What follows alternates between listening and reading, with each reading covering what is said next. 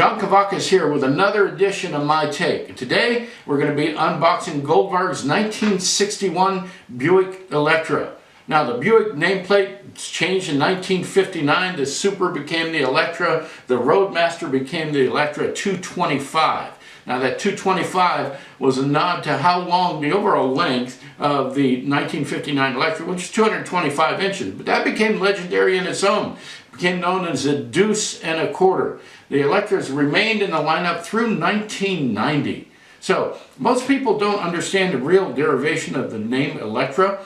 A lot of people think it was named after the Lockheed L-188 airliner, and there might be some truth to that. But the sister-in-law of the GM president, Harold Curtis, was a ranch owner, artist, named Electra Wagoner Big ranch down in Texas. At the time it was the largest ranch in Texas. So it was really named after the president of GM's sister-in-law. So 1961 brought up a host of changes in all of the industry. The designs of the 50s were gone, the fins were gone, a lot of the lavished on chrome was gone. Buick had a little bit smaller design, a little bit more nimble, lost over a length of 4 inches or so, went down to 219.2 inches. The Electra had a bit more bright work, nicer interiors. The Electra 225, they were the top of the line. Just absolutely beautiful cars, and they continued with the tradition of the 4 vent ports on the side. The engine was a 401 nailhead V8. They started calling it the Wildcat somewhere late in 1961 or so. And it had the turbine drive automatic transmission, formerly called Dynaflow. I love those names from the 50s and 60s. Everything was kind of jet related. Okay, so the model comes in 2 colors. There's a Dublin green over Kerry green color combination. This one that we have here is Laguna blue. The Dublin green is clearly a two-tone.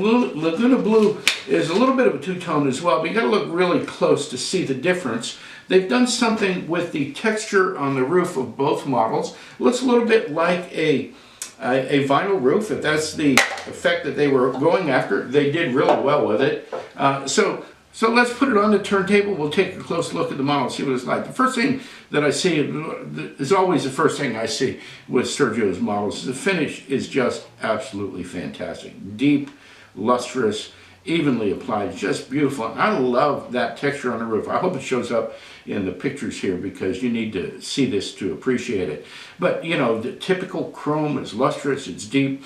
Lensing on the front is incredible. The grille work on the front is just a little masterpiece of 143rd art.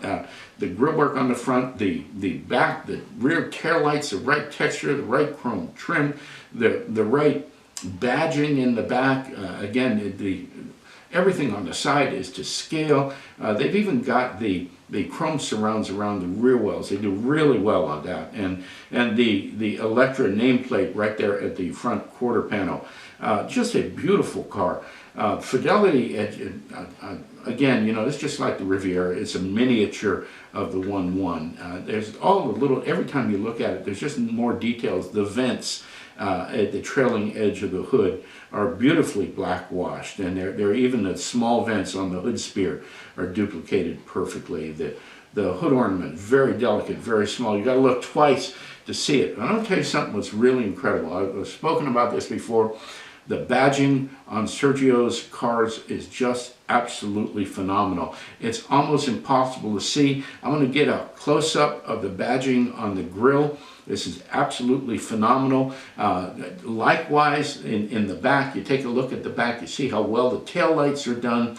You see that little emblem on the hood. Here's a close-up of it. This is incredible handwork that is done here. Just a beautiful, beautiful rendition of the original badging on the car.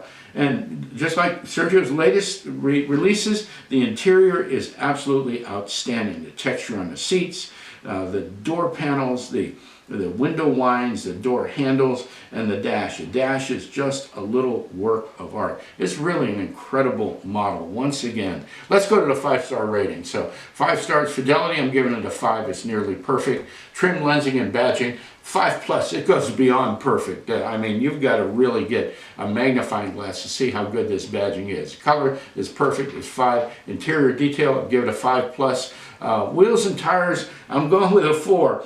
Again, I could use a little bit more black wash on the wheels. They look good from certain angles, from others. They look a little bit too bright, a little two-dimensional, so I'm only going with a 4. But once again, that's not enough to keep me from wanting to have this model in my collection. It's a very minor discrepancy, and the value, $99, you know, and I know that Sergio Goldvarg is doing the best he can to hold prices. We're watching prices go up in other areas. I'm expecting this to happen sometime here soon. Grab it while you can at $99. It's absolutely fantastic value. So again, we've got 29 out of 30. 30 being a perfect score. This model rates a 29. That's Sergio Goldvarg's 1961 Buick Electra. This is my take on it. Hey, thanks for tuning in. Do me a favor, would you though? Before you leave, will you hit the like button if you like the video? I'd love to have you on as a subscriber as well. I'll be back again real soon.